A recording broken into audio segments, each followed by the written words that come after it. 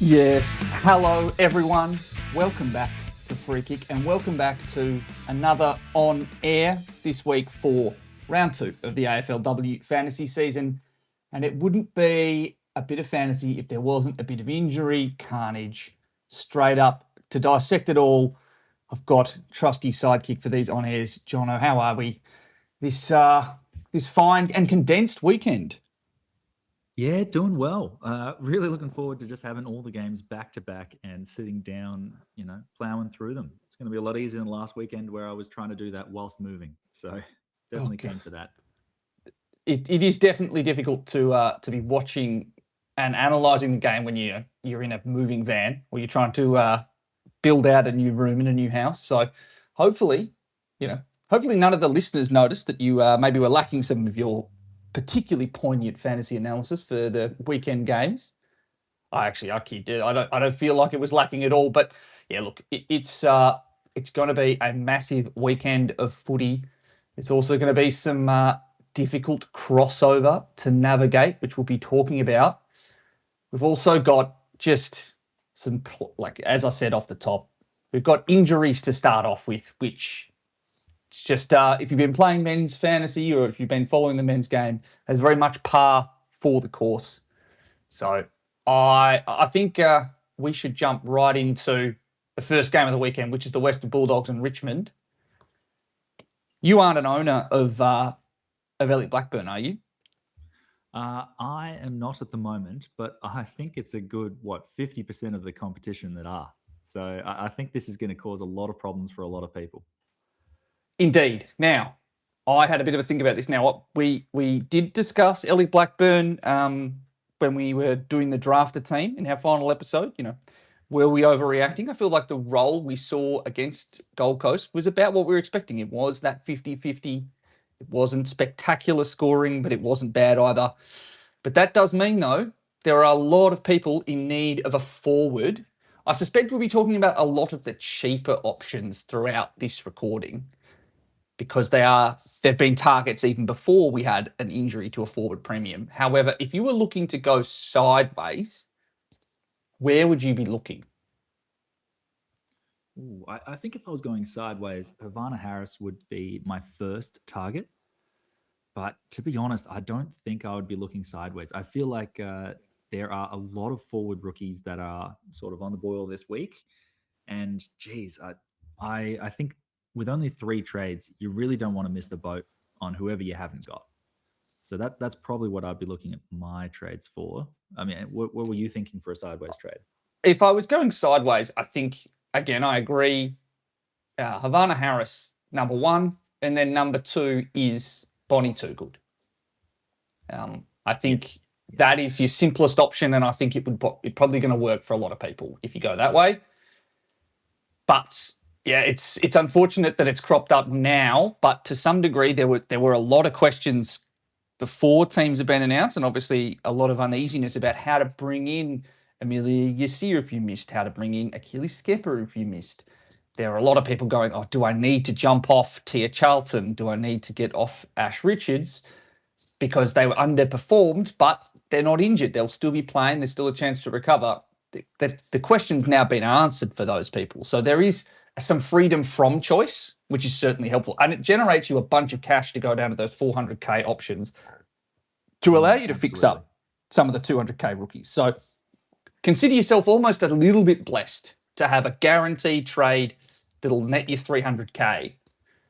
And so all hope is not lost. I actually think it is a genuine benefit for those teams. Maybe not genuine benefit, but it certainly makes your life easier. Yeah, simplifies the decisions for sure. Absolutely. Now, I obviously mentioned Amelia. You see, another option worthwhile mentioning is Sierra Greaves. She was in the coaches' votes, which was good. She had a lot of disposals against Collingwood, didn't have really much of anything else. If you don't have Sierra Greaves yet, but you already have Yasir and Skepper, is she a a trade target, or it's I'd like to see another week to see if that points accumulation game is there, as opposed to pure statistical accumulation? Yeah, I think I would see her as a target. That was the Collingwood Richmond game was the first game that I went back and watched uh, earlier this week because there's a lot of relevant players here. And that Richmond midfield was on fire last week. They were dominant out of the middle. They were moving it out so quickly and so cleanly. There were very few repeat stoppages. I don't think that's going to happen against the Bulldogs. And I think that's something that's probably going to build throughout the season, you know. So I think that Greaves and Yasir are big targets for me. I would argue that Yasir is, you know, one of the top two rookies that you want to be chasing this week. Yes, I do agree. I think it's I think I have Usher at 1, and then I have Yasir at 2. Yeah, I'd probably argue Chloe Bown is probably number one. I know a lot of people have her, but for those that don't, I think she's going to be the most reliable. Yes, But that's yeah, a fair all point. very, very handy players. Yeah. Now, I didn't actually mention it, but in terms of the outs, we've obviously Ellie Blackburn. In comes Lauren Ahrens. For Richmond, only one change, and it's Bayer Pugh, rookie, injured, and in comes another rookie, Fina Dethlefsen, who, look, showed a little bit in the practice match, but I think it's a watch and wait on this one. Beyond, talking about the Yasir and Greaves options, I'd say there's another forward, albeit they're not playing there, that's worth mentioning, and that's Montana Berylson.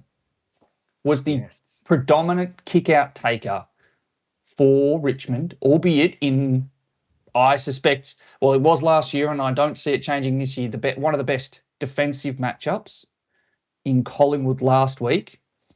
Yeah. How do we feel about targeting Berylson, or does it feel like we can afford to wait another week, see if the role and scoring holds? Maybe she becomes a sideways option for us shortly. Yeah, so I don't think Beraldson is a must have by any means, but at the same time, I do currently have her in my trade plans. I really liked the role. I think teams that are a little bit stronger than Collingwood are going to kick a lot more behinds. I feel like that's going to be a pretty reliable scoring role. So I'm pretty happy to get her in, given the rest of my team feels pretty strong, and also I suppose the challenge of getting some of these, you know, really really good rookies that we've got right now is they've already jumped, you know, 150K something. So I suppose what I like about Broadson is that she's only a smidge over 400. It feels a little more reachable than getting up to both Yasir and Skepper. I can grab a Yasir and a Broadson. Fair. Because Berylson is only at 405K, and she scored more than Sierra Greaves, who was at 588. There is obviously a little bit of, I think that my thoughts around maybe waiting another week is it's the first week we've seen a new game plan from Richmond. They typically have struggled with ball movement and consistency of ball movement out of defence, and it was against an extremely young Pies squad that already struggled to stop transition scoring that she did it against. And so Yep. I really would like to see it for another week, but the signs were very positive to start. Yeah. I also think that the Bulldogs are a pretty forward half, you know, territory dominant team.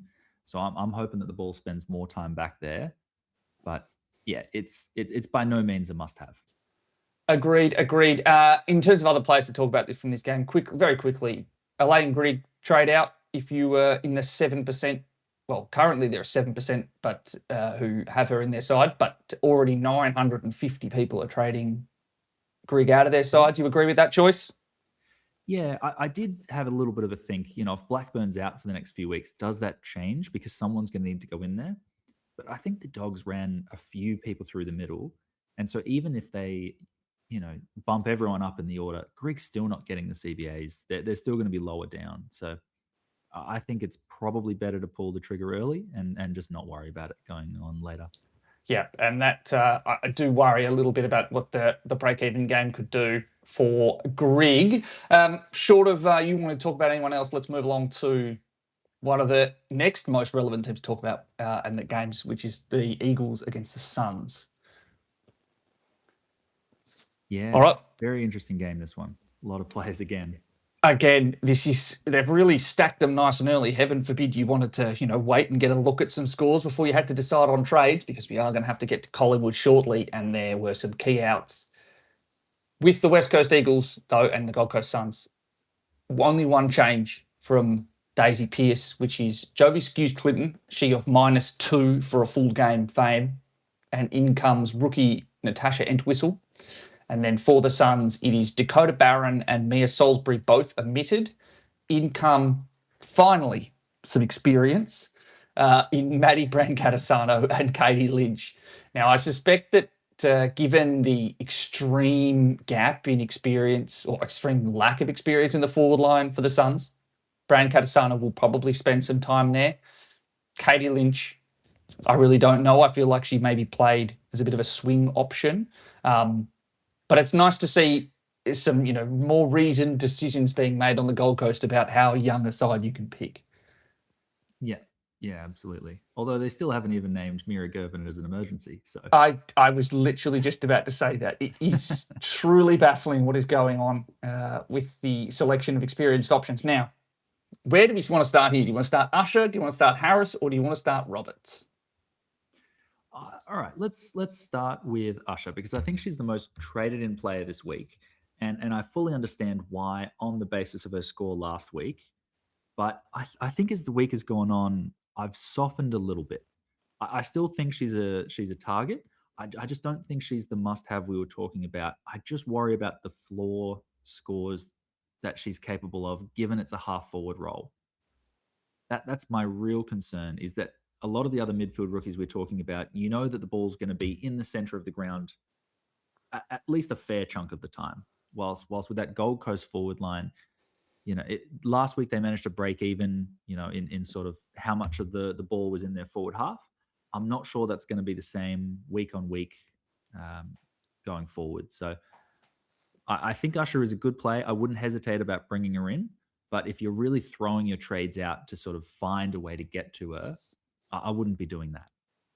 That's fair. I think for me, it's the way she was able to look up to speed in that Gold Coast a highly side. Talented player. And is built already like a player who's done multiple preseasons at AFLW level.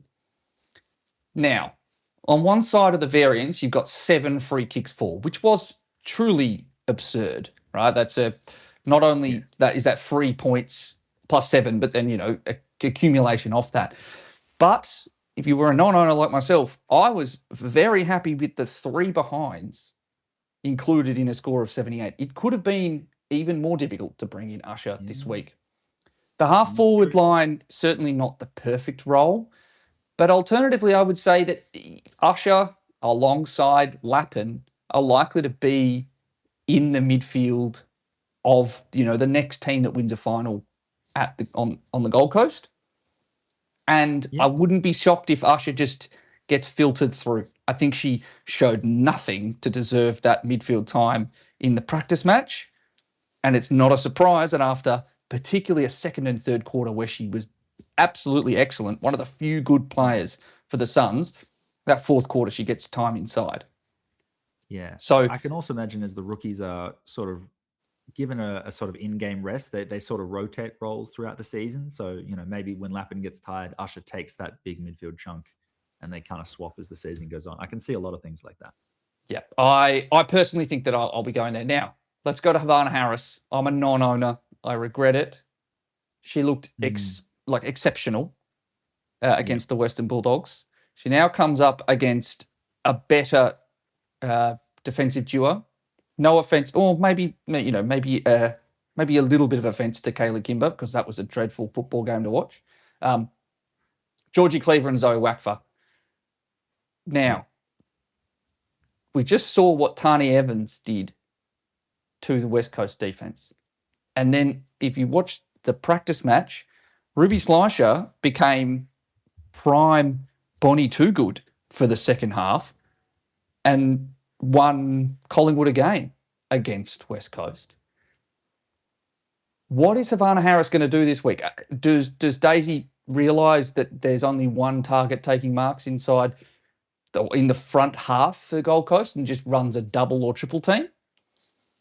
Or is Well, this, I can expect another, if you're like me and you want to trade Havana Harris in, can you expect another 80 plus? yeah. I mean, I feel like Harris is just such an incredible footballer. I mean, how many players are taking 4 contested marks in the rain? That's just an extraordinary number. So It's honestly like she had a dry football and everyone else had a wet one. yeah, I don't think the beauty of Harris, I guess, is that there is going to be a lot of attention paid to her. I don't think she's going to get away from you like the rookies are. So I wouldn't say she's a super high priority trade target. But I think if you have the luxury of bringing her in this week, you're going to do your chances no harm of climbing the ranks. Yes, we'll have a bit of a discussion about Tia Charlton and Ash Richards later, but they feel like the sideways trades that Mm, should be actively considered. Now, Ella Roberts, final big talking point from this game, as if there wasn't enough already. You were very content with the fact you were a non-owner, but however, Ella Roberts is a very popular player, obviously. very popular player. Yeah. I am leaning towards holding for the same reasons that I described on the main episode this week, which is if she's going to be such a hot target for everyone that doesn't own within a very short space of time, stands to reason she might be worthwhile holding. She's currently being traded out by nearly 1,500 coaches, however. If you Mm. were an Ella Roberts holder, is she in or out?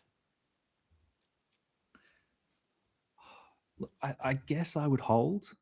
It's a tricky decision because I guess the reason that I didn't start with Roberts is that I was worried exactly about the fact she was best on ground in every game they won last year. She is the reason that they win and lose. And while she has been dealing with tags this whole time, it's another off season to plan for it. And I expect they're going to keep coming. So I imagine she'll break through in plenty of games and score the hundreds. Wouldn't be surprised if another floor score came. So I don't know. The main issue for me is where do you go if you want to get rid of an Ella Roberts right now? Because Yes, I there's don't a think few there are questions too about that many too. obvious targets, in the same way that the rookies sort of really jump out. I don't think any of the top premiums, there's no reason that you would have seen that wouldn't have been obvious in the preseason. Like if you wanted a Riddell or a Gardner or something like that, you would have started with them. Yes, agreed on that front. I think in terms of Ella Roberts, in hearing you describe all teams are going to go on a game plan, Ella Roberts best on ground, they would win. Wonder if there's a similar trajectory that was seen for Nazaya Wanganeen Miller in the men's game, where it did maybe take a couple of lower scores with some extreme attention, maybe just a bit of a tweak in how to free up Roberts. Yeah, I yeah, I just have full faith in her ability to dominate, and I kind of we've intimated it, but I would be shocked if there wasn't a few questions asked of AFL yeah. House about the close checking that Roberts got from Kosh. The question, obviously, this week is whether or not Lucy Single reprises her tagging role of a couple of seasons ago and runs some attention on Roberts. The big difference here, though, is Roberts goes forward. I do not believe there is a single defender capable of holding Roberts if she is sitting in the forward line. So No. I'm holding, and Mm. if I think I would be more inclined to trade out if there was a 700 800k option that really popped, really looked like they'd broken into the uber premium 100 plus tier. Then I would be more actively considering trading out Roberts as a way to fund other things. Yeah. Um, And but at hey, the if you want moment, a player from who's got experience dealing with getting a lot of attention, it's going to be Daisy Pierce, right? That's yeah, the absolute best person you could have try to coach you through this. I would be shocked if this lasts a long time. I would be very surprised if we see a score within 25 of this for the rest of the season for Roberts. Yeah, yeah. Um, Now, let's also talk. This game's filled with relevant options. Keely Skepper, another one of the most popular trade-ins. You'd already mentioned did you prefer Yasia to Skepper if you're a non-owner. I do prefer Yasir to Skepper, but I also think Skepper's a great option. I agree. Um, I would say that for the forwards, the two preferred options, there were a couple of questions floating around, and I can't remember exactly who they were from, about Ellis Slocum. Worthwhile trading out to bring in one of those two options. I think you can, but I personally think that there's still a role that's going to be pretty solid for Slocum, so I'd be happy to hold. Yeah, I think my early trades had Slocum going out, but I sort of rejigged them a little, and I realized as long as I wasn't reaching all the way up to Skepper and I could get Barolson instead, then I was able to trade Quigley out, who I think is a far lower floor, someone I could target later if they do pop, because with that in their that 10 in their break even, they're not going to go up very quickly anytime soon. I'd rather hold Slocum and see what that can be. Yes, it's it's a tough one. I think that the thing that I do like is that Daisy has continued to hold almost everyone on that side. Excuse Clinton only played 40% time on ground, so there's clearly an intent to hold this group of players together. But I'm very curious to see what roles come out of, or what changes come out of a bad loss, a surprising loss for Yeah, the Eagles. I reckon that's one where you back the group in to have a bit more pride, to bounce back, because everyone thinks the Eagles are better than what they dished up on last weekend, and I really think that the group will respond, Fair, or at least fair, fair, deserve the fair. chance to respond. Yeah, that is extremely fair. Now, I am getting some DMs about Ella Roberts and about the fact she's going to lose a bunch of cash. Yeah, And the extent to which it was extremely effective Kosh was, and whether or not that's going to keep things coming. I stand by what I said on Monday when we recorded, which came out on Tuesday, that not many teams have a Grace Kosh.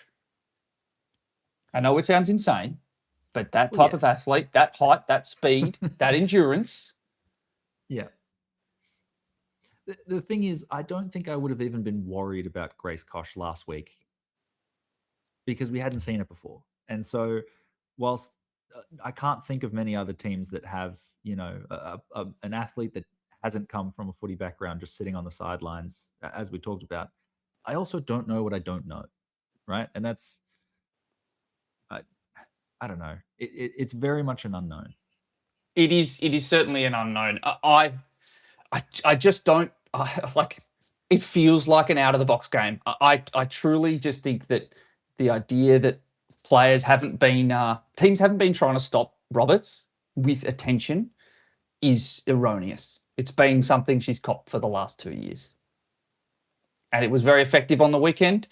But I think it takes a very specific type of player to do it, and a whistle that gets swallowed for most of the game.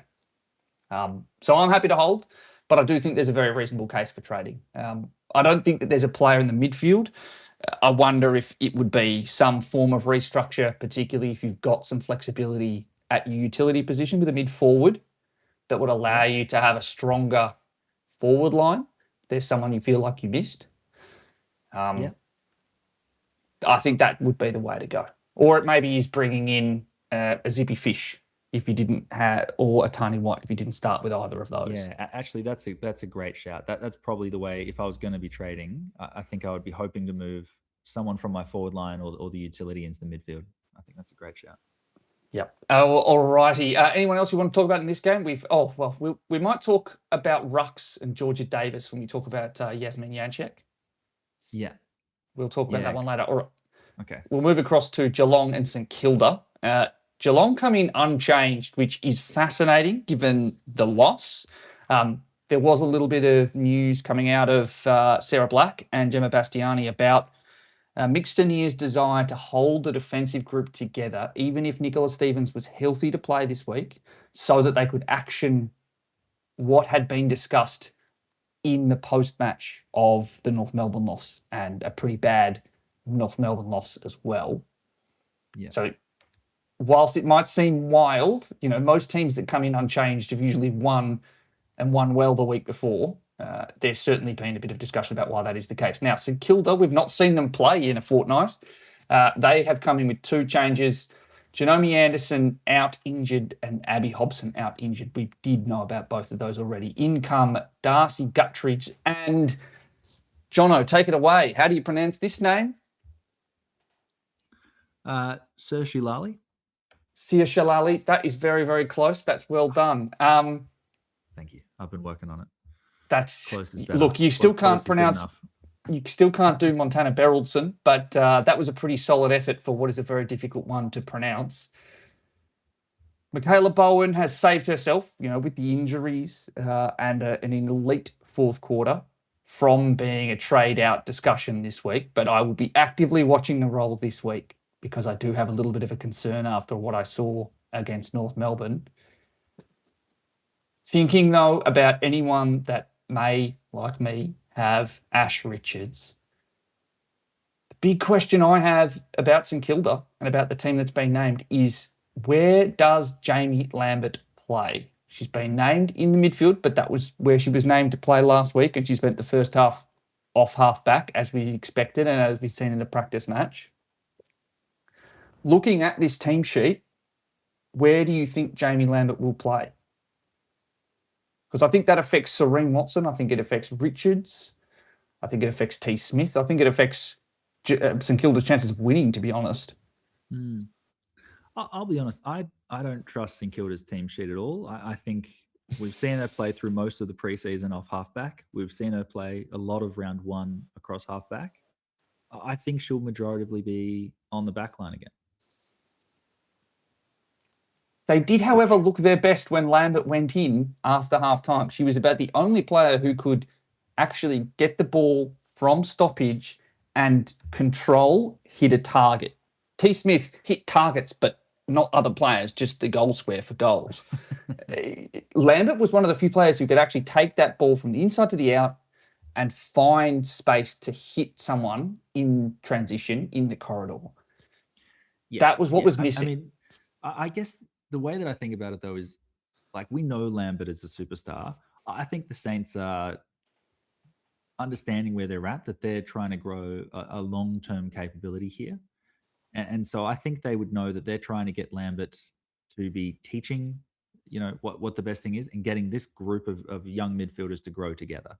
So I think they're going to keep trying, or at least persisting with Lambert at the start of games going off half back, give the young group a chance to shine. And then they've always got that, emergency switch if they need it.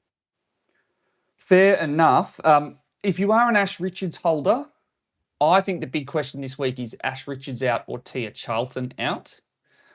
For me, I might lean towards Ash Richards out just on the basis that she does free up a little bit more cash to allow me to bring in the superior rookies. And that's what it ultimately comes down to. It's a real tricky one because I do kind of expect both of them to bounce back. I don't know. I don't think the roles we were hoping for in the preseason are more or less there for both of them. They just didn't have their best games. So I personally think that they're deserving of another chance. If you've got better players to trade out, then I would be holding, without too much concern. But I also appreciate a lot of teams are in a pretty good spot already. And so if you want to move an Ash Richards on, that's fine. Fair. Now, one other player probably worthwhile mentioning, if you did not start with Evie Coucher, she, in my mind, is the top rookie defensive target this week. Outside of Violet Patterson, I would agree with you. I think Coucher looked very solid and is going to be part of that backline all year. Yeah, I have a hard time calling Violet Patterson a rookie, given she's now above 400K. And she's going to be a sideways trade from other mid prices. But fair enough. We'll talk about Violet Patterson in a little bit, in terms of one that maybe you could get a little bit of cash from. If you were looking to do a trade in your defence, I would be targeting Coucher, absolutely. Unless you have anyone else to talk about, let's move across to Brisbane and North Melbourne.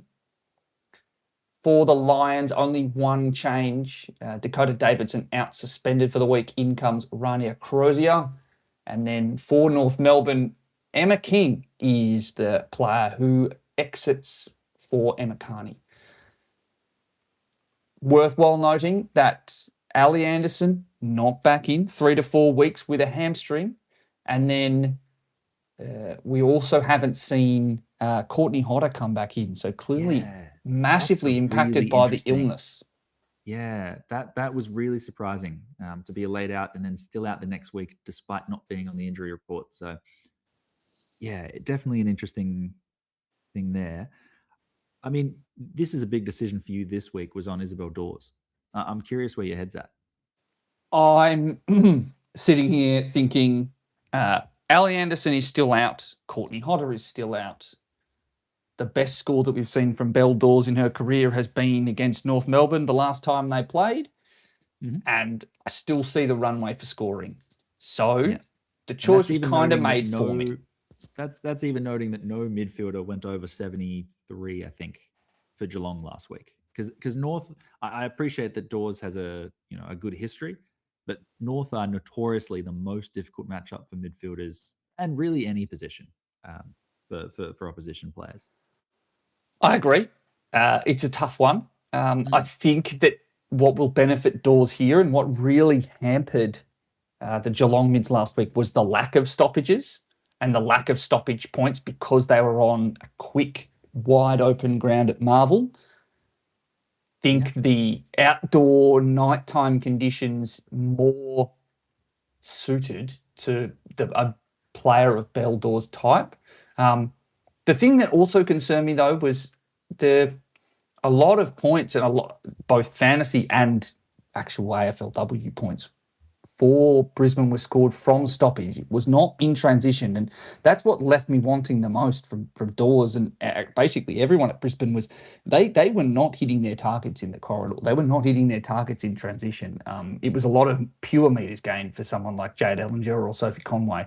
It wasn't precise footy, mm, evidenced by the fact that almost I think Marlo Graham, who was a very very good rookie, I think led the competition for forward 50 ground ball gets, which gives you a sense of how the ball was coming in. I yeah. wonder if that's what Coach Starcevic really wants from this Brisbane side. So it's certainly not a game I think I'm going to enjoy watching for Belle Dawes, and it's also probably going to be a slightly tougher one for Charlie Mullins.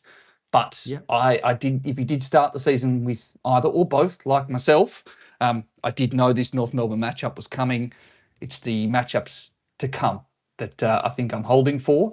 Um, Question for you though: one of the best performing rookies to my eye last week was Claire Marnie. Has held in the side even with the return of Emma Carney, so the return of a defender. Is she a target this week, or are you happy to say that there's a little bit too much risk, knowing that we were concerned about the risk of bringing in a North Melbourne rookie last year in Tessa Boyd, and she turned out to be one of the better options. Yeah, absolutely. And to be honest, the more I've looked at some of the reserves, efforts that the defenders that are trying to break in did, none of them really stood out with some incredible form in the level below. So I'll be honest, I'm warming to Marnie a lot. I can see her being one of the better, forward rookies. I think we've got some incredible options. If you can get a Yasir or a Skepper, I'd go there absolutely. But for those, trying to save a bit of coin strapped for cash, I really think she's going to hold for the next couple of weeks. The only thing is, we talked about Tessa Boyd being one of the better options last year. I think she had a few games early where she was on fire, and then she sort of settled back into the mid 30s, the low scores after that. And so I do wonder if that's when they're bringing players into the team, are they just trying to get them involved and supporting them, and then once they're in and settled, they stop doing that, or is it that sort of bump when you first start with a team, you usually start in good form, you're intercepting everything, and then that wears away. I can't really figure out why Boyd seemed to fall away in scoring last year, because from what I could tell, they were in a pretty consistent role. I think it actually came down to some improved halfback ball movement from North Melbourne. And so they were just getting I out of there a bit easier. I, I think they were looking to use the speed of their wings and Erica O'Shea better after the Mm, first 3 or 4 rounds. As a, Erica O'Shea owner, I was often frustrated by the way that they sought to move the ball. And it wasn't until we kind of got to week 3, week 4 that I was, oh, okay, now this is how they want to be moving it. My thinking, though, is I see the value in Marnie. I think, though, they're some better rookie options or better cheap options in the forward line. The other issue that I have is the matchup this week.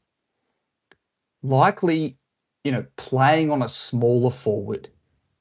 If you look at the players that are going to play inside forward 50, um, if I have concerned about one part of Marnie's game, and it's her speed, and has to, if she's playing on Ruby Sfark, if she's playing on Nessa Dooley, playing on Cordia Wright, Sophie Peters, Sinead Davidson, Crozier, Graham, I would be very concerned about her ability to stay in tow. So I think that it could be a very difficult game for her yeah, but this that week. also depends on how the ball's coming inside 50. Like if the North midfield is on top and they're forcing dump kicks in, it could also mean a lot of intercept marks.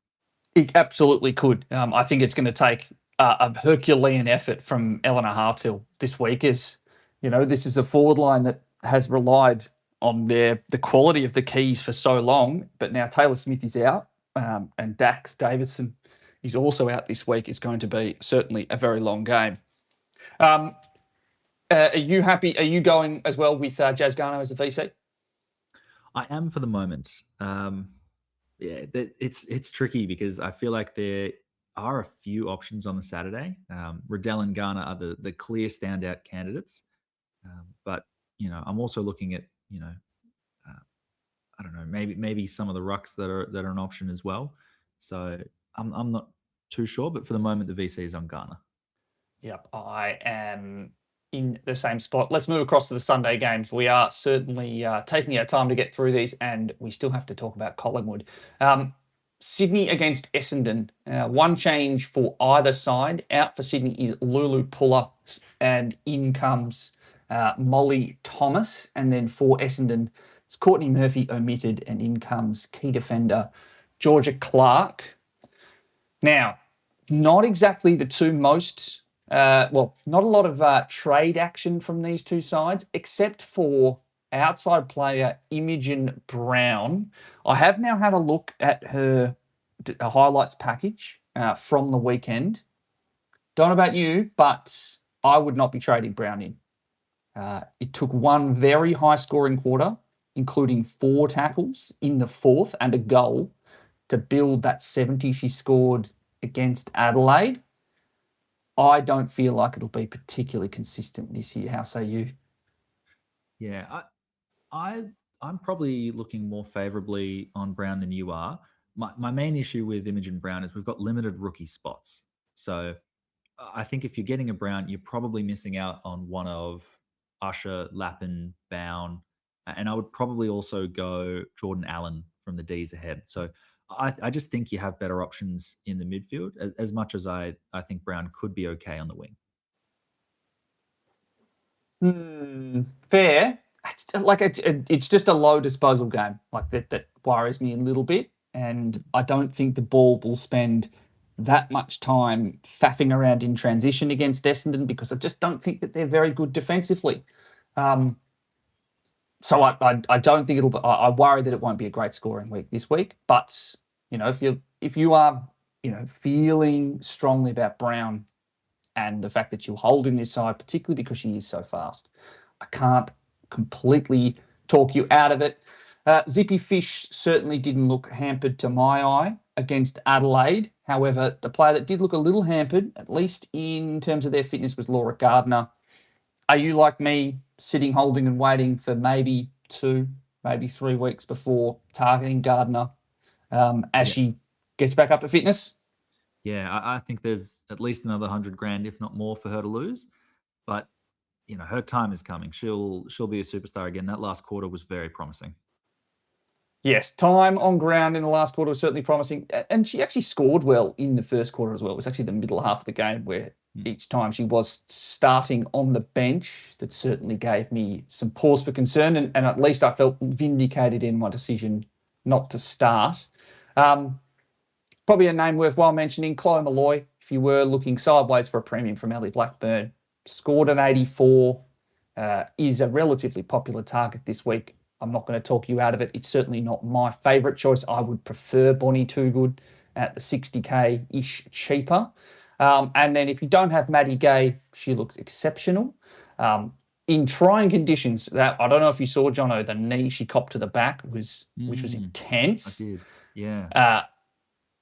I feel like it was a very impressive effort to still get to that 108 given the whack that she copped. So if you haven't got Maddie Gay, she's already very popular, 65% of the competition owned, but I would absolutely be trading her in. And there are nearly 200 coaches who are doing it this week already. Anyone else that you want to talk about in this one? I think we need to move across to Collingwood and Fremantle. Yeah, no one huge. I'm excited by Brothwell's opportunity against the team that is not as strong as the Lions. So that's one I'm keeping an eye on for the long term, but I wouldn't be targeting this week. Yes, I agree. I think as well, I saw some signs in the back half of the game for Maggie Johnston, but the time on ground was not great in the first half. Yeah. All right, Fremantle against Collingwood. Up front, the Dockers, Lily Johnson is out, omitted, and in comes Emma O'Driscoll. And then swinging the axe are the Pies. Out go Dom Carbone omitted, Charlotte Brewer omitted, Zara Newworth omitted, Sabrina Frederick omitted, Amy Smith omitted, and then Lucille Cronin injured. In comes defender / forward, Kalinda Howarth. Geordie Allen, defender. Bree Davey, mid-forward. Maisie Nankerville, key defender. Imogen Barnett, ruck. And then outside utility, Kellyanne Hogan. Whew. All right, a lot to unpack for the Pies. Up front, Lucy Cronin with the shoulder injury, which she looked to have aggravated in the opening minutes against Richmond. Very happy that she managed to play out the game, albeit disappointed now that she is injured. Are you looking, if you're an owner?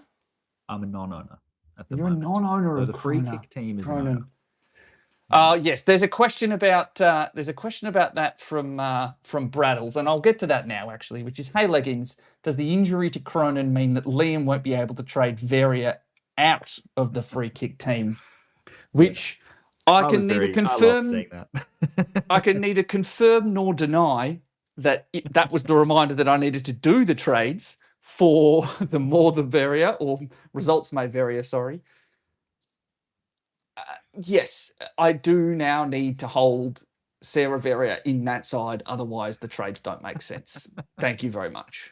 Amazing. I love this news. Yeah, Lucy Cronin is very, very difficult because I still think there's value there. I still think she showed enough in the preseason, and they're clearly looking to invest in her time in the midfield. But the return of Bree Davey means that there's another midfielder roll through, and the injury may force my hand on a trade. The question is the trade Violet Patterson? Because, as I was reading those out, there's a lot of defenders back, and there's still one more to come back as well in not Geordie Allen, Lauren Butler. Is there going to be anywhere near as many points for Patterson to score this week in defence, given the quality that's returning? Yeah, it's interesting because I have to say, watching that game, Patterson was really, really solid, and I love how Collingwood try to move the ball out of defence. There's a lot of short kicks, there's a lot of spreading hard, and Patterson was very, very good at that. So and also, given how their midfield went, the ball's going to be back there a lot. So I think if Patterson's role does hold, they're absolutely going to be the best rookie we're going to have this year. It's really, there are so many names coming back. I personally think it's a worthwhile gamble, because if you don't get on it this week and she does keep going, she's going to be unreachable so quickly. Yeah, but just like, I don't think they want to play like that again, because I don't know if they're going to have a choice. Oh, but I don't know if they're going to have Violet Patterson be the one responsible for it, because they got smashed. But Yeah. it's very difficult because, like, we kind of saw what Ella Heads did against Fremantle last week. Yeah. Yeah. And But so I think there I could be think a they lot play of very points. differently, those two teams. Oh, like, okay, it's with the fact that not only is Geordie Allen back, but it's the fact that Kalinda Howarth, who's rumoured to be playing off halfback, is back, as well as Maisie Nankerville, who was comfortably the best looking defender that I saw in any of the practice matches until she did her knee. And hearing word from Sarah Black and Gemma Bastiani that multiple people at Collingwood have said that Maisie Nankerville was the best defender on their team. Well, Um, as a question then, Nankivell is very, very cheap.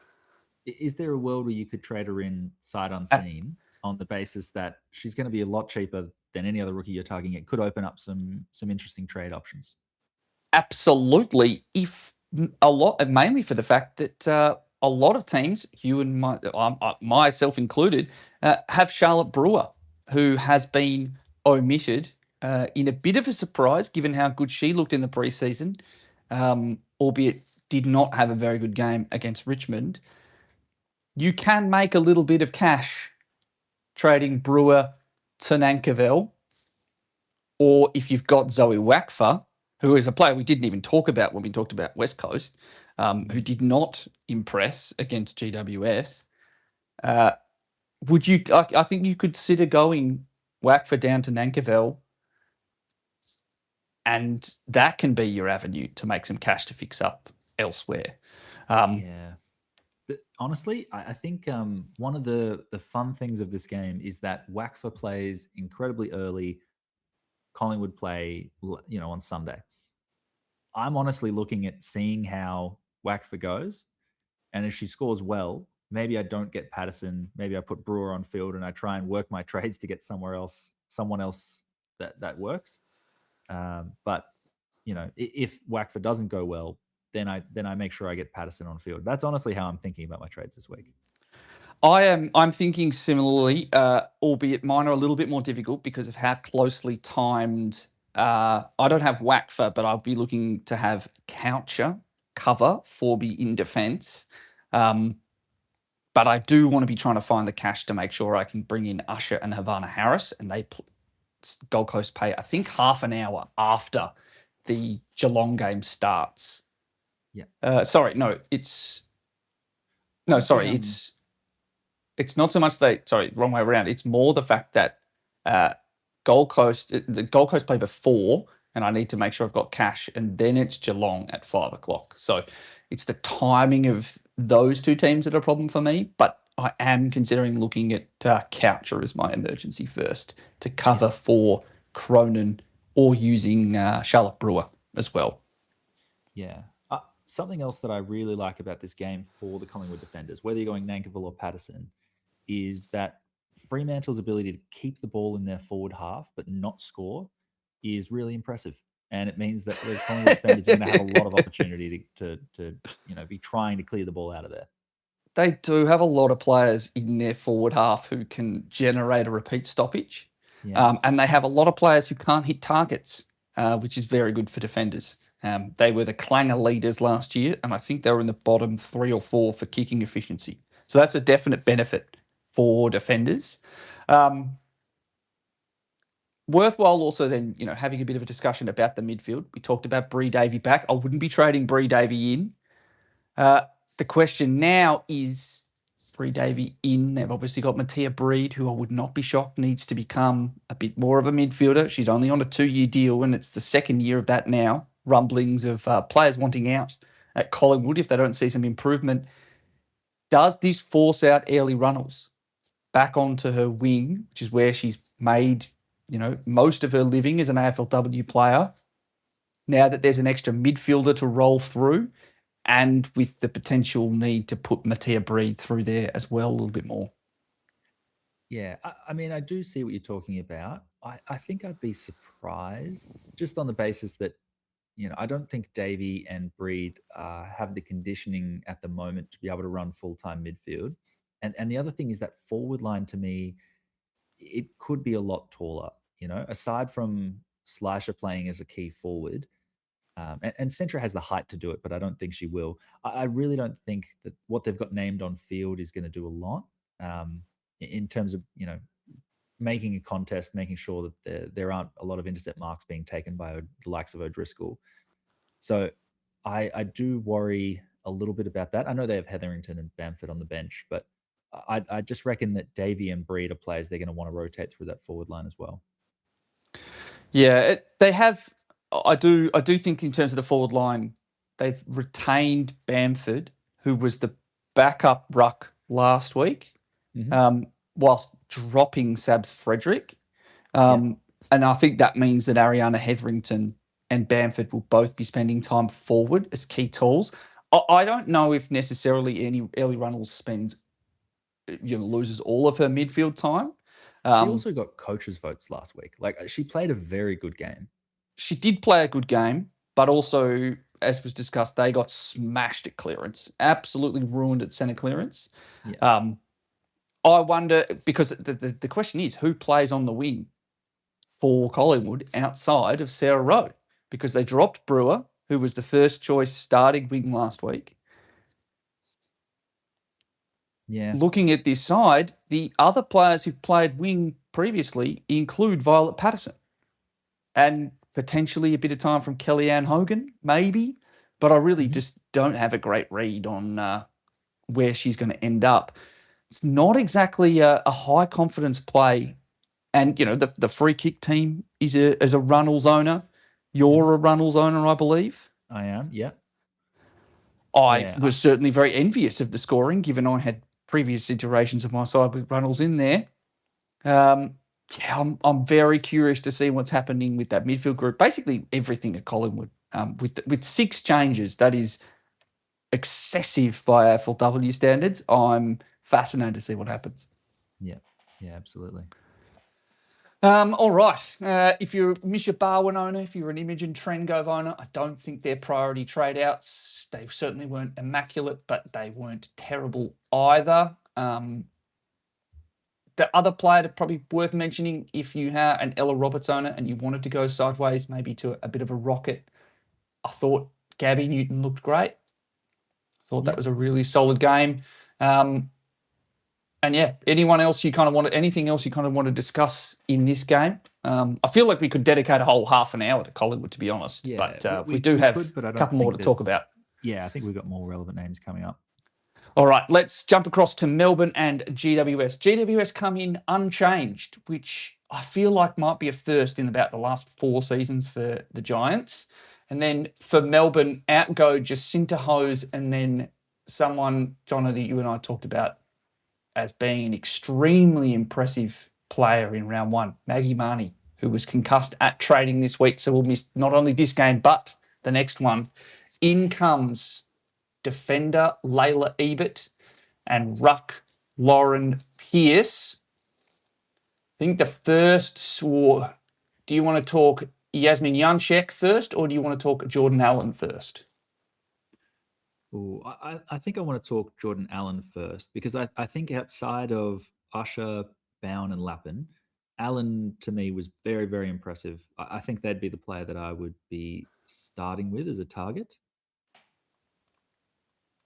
I'm just looking at this team. It is very strangely named because next to Jordan Allen in the back pocket is Taylor Harris. And that definitely throws me for a little bit. I don't expect that's going to happen. But yeah, definitely I think Jordan Allen would be a player to be targeting this week if you're looking for someone. I mean, what did you make of their game last week? I thought they looked very tidy and very composed, but they also did have a bunch of turnovers. I think that, however, they looked a lot better than Molly O'Hare. Football-wise. I think they're both going to be good, and they're both going to be against easier opponents this week. Yes. Interestingly enough, though, and we obviously don't want to read too much into the team sheets. Molly O'Hare is named on a wing. Yeah. which could see her line up against Grace Koch, who's also been named on a wing, which is fascinating. I think Jordan Allen is a very intriguing proposition, and one that, if I am in previous iterations of my trades, when Cronin wasn't a forced out and Brewer hadn't been omitted, was very much a target for me to trade out. Trade in. Don't know if that's going to happen now, given I will likely need to also make a trade in my defence. So it'll probably be one forward, one mid, and one defensive trade. And I do think that Usher is the preferred option. If you're already an Usher owner, however, this is where I'd be going, trades-wise, for your midfield bench. Yasmin Janšek looked really good against a West Coast Eagles team that were not rucking a traditional ruck duo. It was Lauren Wackfer and Charlotte Riggs. To go from two forwards moonlighting in the ruck to a trio of Georgia Campbell, the recalled Lauren Pearce, and Taylor Harris as the rucks, is that going to be a situation where Janšek can, again, put up solid 50s and 60s and be a better option than Georgia Davis and therefore a priority trade? Or is this where it comes crashing back down to earth? No, I would back her in to keep going, to be honest. I mean, obviously, we saw a great score from Lucy Wales last week. But to me, Janšek's strengths are not in the ruck contest. It's more in the around the grounds, setting up behind the ball. And I think that is one of the challenges when you've got three different ruck options on the field. They're going to be rotating around. I think it's easy to get lost in that and to let Janšek have a bit of space behind the ball. So I would trust Janšek to be able to put up those 50s again. I do think that there's a cap there. It's unlikely she's going to be putting up 70 pluses. So I guess this is the other thing I've been thinking about. Let's say you're in a position where you have Jacinta Hose. We talked about having that VC loophole. Is getting across to Janšek more important, particularly if you've got other outs? Like there's going to be teams with Cronin, there's going to be teams with Blackburn, Charlotte Brewer. Where are you prioritizing getting Janšek compared to any of these other outs? That's a good question. I would say that given my lack of confidence in the rucks, Georgia Davis and Janšek included, I would be prioritising trading out Brewer, Cronin, and Blackburn before making a trade in the ruck line. However, and given as well the leap that you have to make to do it, I think that's my other concern. If you are a Jacinta Hose owner. Now, if you are a Georgia Davis owner, that's where it starts to get a little bit more interesting in my mind, because it's nowhere near as much cash. It's basically sideways to Janšek, who could rocket up in price. Now, Georgia Davis had an all-time dreadful game, gave away a bunch of free kicks in horrific conditions, and in a team that really did not seem to know what they were doing when it came to their ball movement out of defence. We're also talking about a player whose key strength is in the air and had to play at least a half in a bit of a downpour. And let's be real, the ground was the ball was extremely wet. It was basically Havana Harris taking marks, and then a little bit of Emmett McDonald taking marks, and outside of that, it was a struggle for everyone. I won't be shocked if Janšek turns out to be the best ruck, but I also just get the sense that this could be the week that she gets absolutely monstered, and there are maybe some changes that need to be made in coming weeks for GWS, because Maisie Evans is still named as an emergency. So I definitely think there's every possibility that she's dual rucking in the future. She got a lot more clear air last week than I thought, given the named team. So, hopefully it continues. Fingers crossed it continues. Yeah. Yeah. The other player that I was keen on is Olivia Purcell. Looked fantastic last week. Looks like Laura Gardner. Yeah. Is there a world you would go from Roberts across? Well, it's an option. I just don't know if I trust her body to stay healthy. Yeah. That would be The my other thing biggest is, if we're concern. worried about a Grace Kosh tag, I mean, this is the next opponent. I would assume it would go to a Kate Hoare if it's going to happen.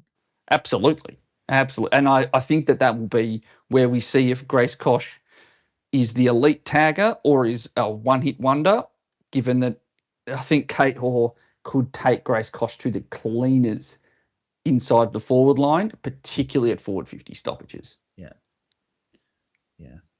To be honest, a lot of these taggers, I feel like if you get Roberts playing out a full forward, I call that a mini win, to be honest. I'd back the rest of my midfield in. Yeah, whereas to stop the ball getting in there before Kate Hoare, anything you're else. afraid of where she is, afraid of her no matter where Absolutely. she is on the ground. Yeah. Melbourne is very much a different beast. But I'm curious to see how it goes in week 2 for Grace Kosh. I would say that if you aren't an owner of Elise Parker, she is absolutely someone to bring in. She looked back to her best. She worked perfectly in tandem with Beck Beeson. I don't hate if you are maybe, again, looking for a little bit of a restructure, want to bring in a defender. Tilly Lucas-Rod is extremely lowly owned off the back of the role being completely non-existent in the preseason. And it looked, for all intents and purposes, like they were going to be a half forward.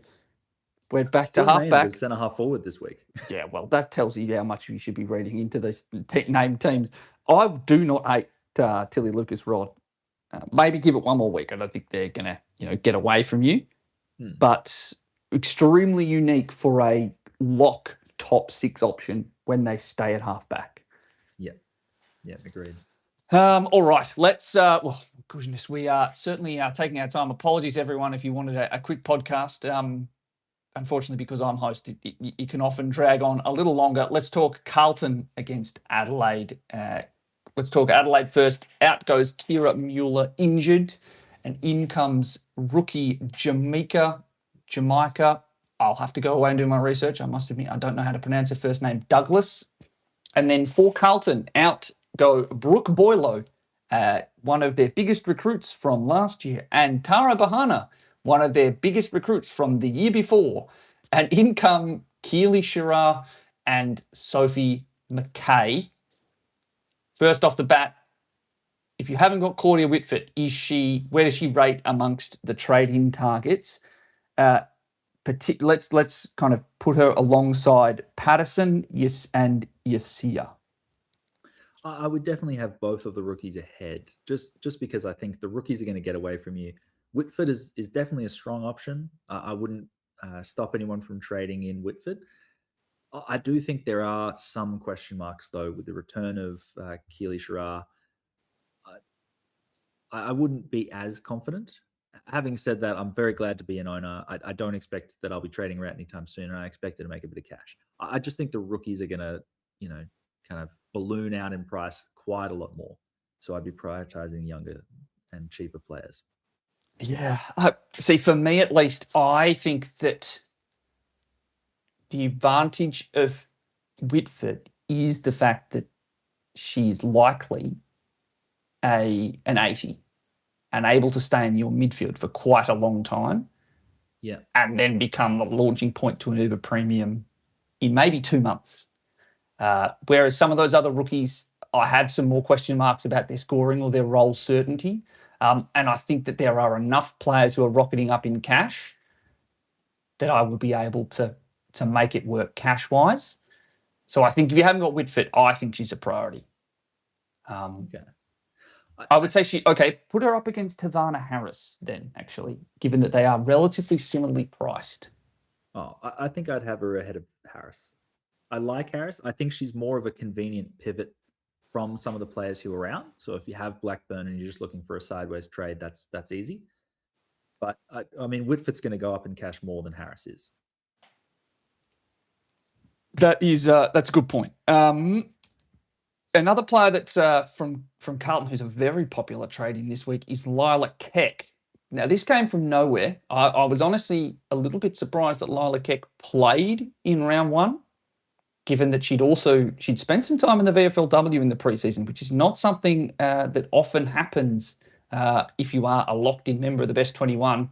Scored an 86. Currently, 1,200 coaches bringing her in, priced at 473k. I personally think that Yasir and Skepper are far better trades, and I can't see a world where I'm trading in Lila Keck. Are you of the same view, or can you see the vision? She scored an 86, looked good, but I do worry about the returns, particularly of McKay, and whether or not that scoring dries up. I think on the whole, I do agree with you. I know that Lila Keck was, a very talented junior player, and I think Carlton are making the right call by playing her. She's phenomenal. I just worry that there's a lot of factors, particularly this week.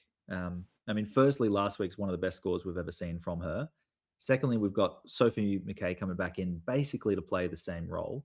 So I think that's very much a nerve-wracking thing, how many points are going to be taken away there. Lastly, is we saw Adelaide last year lose in the first round and then come back with a bit of a vengeance, and really demolish Geelong in the next game. So I do worry a little bit about what she's going to put out this week.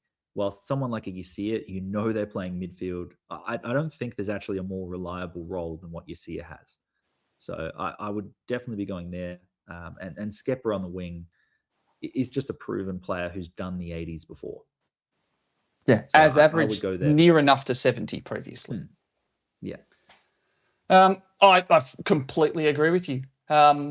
Anyone else to talk about this in this game? I do know that there's a lot of questions, and we've been going on for just over an hour now. I think Tia Charlton is a big question. Oh for gosh, people. I had that on the tip of my tongue, and then I forgot. Yes, Tia Charlton underperformed. Basically, no disposals. Only scored a 40 odd, and that included a goal. It was disappointing, extremely disappointing, and I think she's an understandable trade down to Yasir, Skepper. They have been off repeated names, or an Usher if you have that kind of flexibility. I'm all for trading her out. Yeah, I think so. I think she'll bounce back, but at the same time, I don't think she looked, really on. I don't think I saw a lot that made me think that she's going to jump up into an 80, averaging, midfielder for us. Forward listed player, but I don't know. I think there are just better value options that you can get a similar level of scoring out of that are much, much cheaper. So I'm currently trading her out, and I don't expect that to change. That is a fair call. I will still just need to see what my trades look like money-wise. I have not had a time to lock in what my trades look like now that we've seen final teams.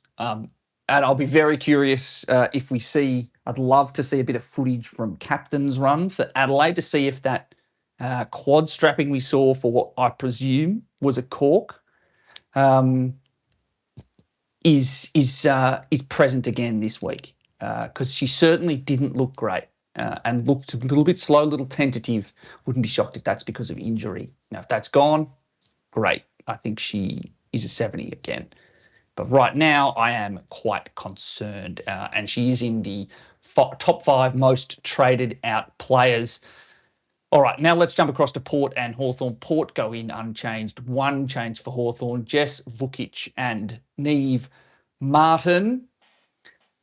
Now, this game, we talked about Laura Elliott on the podcast this week. Someone asked if you're trading her out. I think you absolutely are. Hopefully you don't have too many red dots in defence to deal with. Now, Jenna Richardson is not as popular a trade-in as maybe we were expecting once we saw the scores, the 94 that she had, priced in the 500s. But we did then see Violet Patterson become everyone's flavour du jour in defence for 200k cheaper. Are you still... Where do you sit on Jenna Richardson as a target? She currently has about 1,500 fewer people. Well, no, sorry, not 1,500.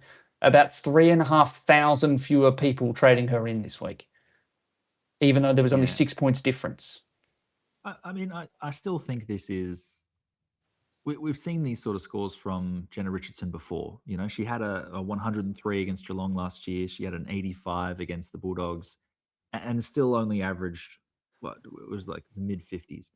I really don't think we can rely on it until we see it more consistently. I also think Jess Vukic coming in, I know she's traditionally been like a ruck forward in the past, but she's been training as a key defender all preseason. And the Hawks were definitely struggling with some of the tall forwards that Melbourne had last week. And she's absolutely been brought in as a little bit extra height to help out back there, given that, Port Adelaide have so many good tall forwards, Gemma Houghton, Indy Tahoe. I really think that the mix up is going to be changed back there. I would probably not be that confident in trading into Richardson, just knowing how much uncertainty there is in how the Hawks are going to shape up. Fair enough. I hadn't thought about Jess Vukic as the defender, but we did hear about that in the preseason, and that is a very good reminder. You were very happy if you're an Ella Heads owner. She scored excellently. Fascinated to see that Sachi Sign, who was, I think, a test this week, has not been named to play. The other name, fascinatingly, Piper Window Healthy, named as an emergency. Yeah. Can't make her way back into the side over Emily Elkington, who I don't know if anyone else was watching at time on ground, but I think in the first half she might have had like 25%. So, new coach, clearly wanting to reward what is a very solid effort against Fremantle. No changes. One to watch, though, because I would be surprised if Window doesn't make her way in at some point. However, these are not exactly the most jam-packed with options fantasy teams. But it is going to be the battle of the rucks this week. Fascinated to see what happens. Yeah. Both coming off very good games, very good scores. Wales was the superior scorer, albeit against possibly the easiest matchup you're going to get in the ruck line. So it's going to be fascinating to see what happens there. I don't think we're going to be overreacting and trading either of Schultz or Wales out based on what happens in this game, but it's going to be certainly an interesting point scoring battle. The one final player that's got a few people trading her in is Anya McDonough, as I believe the highest forward score last week at a 91. Prices, she's only 700k. Worse options could be had if you're looking for a sideways from Ellie Blackburn, which is why I think she has got that many people trading her in. Don't hate it, but it's just not a priority for me. What say you? Yeah, not a priority, but yeah, I'm very excited by what Jackie Depai does. Is it allows McDonough's definitely still getting very high up the ground, but Depai's taking so many big marks, and it just allows McDonough to use her pace to get out the back. Whereas before, I feel like McDonough was getting high up the ground, trying to kick it forward, and then the ball would either go out of bounds or there'd be a turnover, it'd be scrappy. I feel like Japai just really unlocks some of McDonough's pace and footy positioning there. So I'm really, really hopeful for what McDonough can do this season. I'm very envious. All right, let us talk some questions quickly. There's one name here that's in a lot of questions that I think we really should have talked about a little bit more, which is Lily Quigley, the most disappointing underperformer from the rookie crop last week. Not even making it out of the teens, not even cracking 20 points. Where do you say, there's a few questions in here, where does she rate amongst trade out priorities? Brewer, not named to play, versus Quigley named to play, but having scored very poorly last week. Who do you see as the bigger priority trade out? Oh, that is interesting. It would probably be Brewer. No, I'm going to switch back. I'm going to go with Quigley on the basis that I think there are better targets to reach up to. Agreed. because I feel like you're more likely to have Quigley as a utility. So I feel like it unlocks. If you're limited to defense, I feel like you're putting all your eggs in the basket of Patterson, who, as we've talked about, is a bit up and down with all the players coming back. So whilst I am getting Patterson, um, yeah, I feel like Quigley's probably got some more reliable options to go to. I agree. Given that I think Quigley up to Usher or Allen is where you would be looking, whereas for Brewer, unless you're jumping all the way up to Patterson, you're probably going up to a Kaylee Cronin or an Evie Coucher. Um, Yeah, finding and that 200K is a challenge. that's going to be very difficult. Uh, Another question. So hopefully that deals with a bunch of the questions that we got about what to do with Lily Quigley. Got a question here from good friend of the podcast, Bales. He's tossing up a few options. Which do we prefer? Brewer to Aoife Healy or Kaylee Cronin and Quigley to Janček, or Quigley to Geordie Allen and Charlton to Beraldson? But that would mean holding Brewer, who's not playing. Yeah, I don't think that the Cronin Healy combination in defense. I'm assuming that's not. That's the That's Adelaide. Kaylee Cronin. Yeah, Kaylee Cronin. Yeah. I think I'm not convinced on either of those two just yet. I probably want to see it for another week. Whilst Beraldson's one that I'm pretty sold on, to be honest. I like their role a lot, so I would lean that way. Agreed. I really don't know if I believe enough in Aoife Healy and Kaylee Cronin. Question here from Rooster1016. So Todd asks, out of Gay and Fish, who is the bigger priority? I think it's Maddie Gay. What say you? Yeah, I'm kind of leaning the other way. I really like Maddie Gay. I think she's great, but Brisbane dominated that game. That ball lived in the Essendon back line. And I appreciate that Sydney is another tough opposition this week, but Essendon's fixture softens as the season goes on. I don't think the Bombers are going to be great, but I think that territory dominance is going to be a little different going forward. So if Zippy Fish, I really think that they're probably the player I would pay up for out of those two. Yeah, see, I just think that the difference with Gay is that she is higher in the pecking order for ball use at Essendon than Zippy Fish is at Sydney. Yeah, Because if you think about Sydney, it's Fish, Gardner, Hurley, Ham, McAvoy still scored really well, Malloy scored really well. The Bombers, it's Prasparkas and then Gay. Yeah. And she's a little cheaper too. Yeah. 40K. The hard thing about this question is that they're both elite. They're both players excellent. Who I expect I to would like average both. well over 85. Yes. Very solid. Yes. It is a doozy though. A lot of questions here about Quigley. A lot of questions about Patterson. Question here that I do quite like, because it's one that I will certainly be pondering. So I'm going to be a little self-interested here as we get to the 1 hour 20 mark. Maybe this will be the second last one. What's the line for holding Cronin? What's the line for Coucher, scoring-wise, that means that you will hold Lucille Cronin and loop her on and make your trades elsewhere? I think that it's anything above 40. I'll run with it. Wow. Defense is not a great scoring line, and I think I see higher priority trades elsewhere. Yeah, I've been thinking about this a lot because with looking at what Wackfer might score and whether or not I prioritize getting Patterson in, and if not, and I was thinking much closer to 60 because I just feel like, I feel like if you're prioritizing keeping a donut, I guess it's a little different. I'm looking at putting Brewer on field as opposed to Lucille Cronin, who long term we probably expect to be a handy player. But yeah, I feel like it's one trade in defense, which I think a lot of people are going to be getting a player like Patterson anyway. I think to not go a player who's got a phenomenal break even and who could be one of the best rookies of the season. I think I'd want a pretty good score there. 40 doesn't feel like much. Yeah, see, in my head, it's because I don't know if I trust Patterson.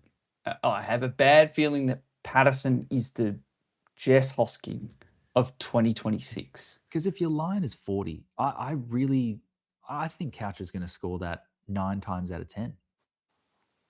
Why not just play her on field, prioritize your trades elsewhere?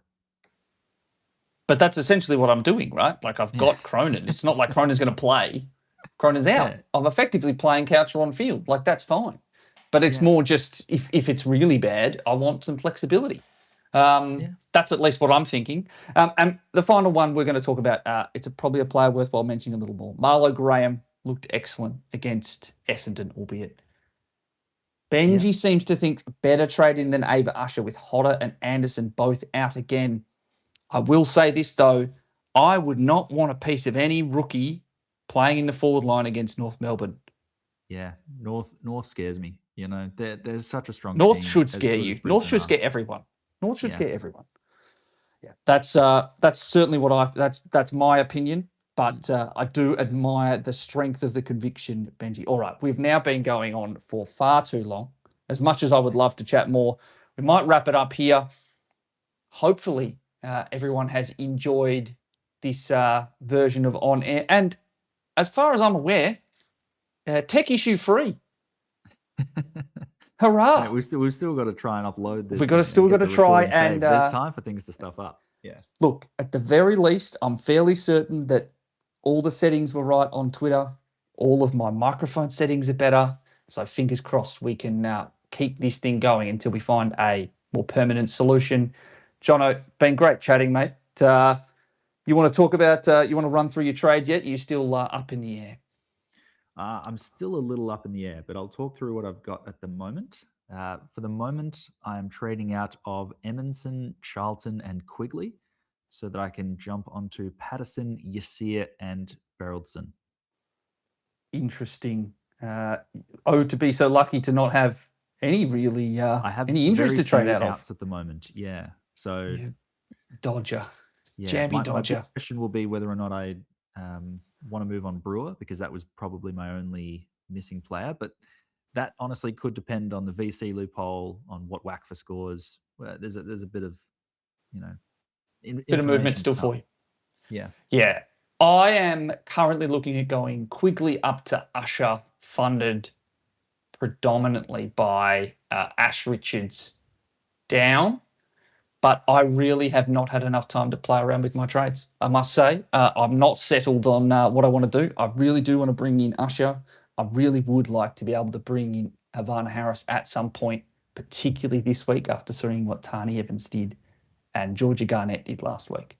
But that'll be where we wrap up. I hope everyone's enjoyed what is a bumper and tech issue-free episode of On Air. You'll be hearing us at the usual time in all the usual places on the Free Kick podcast next week.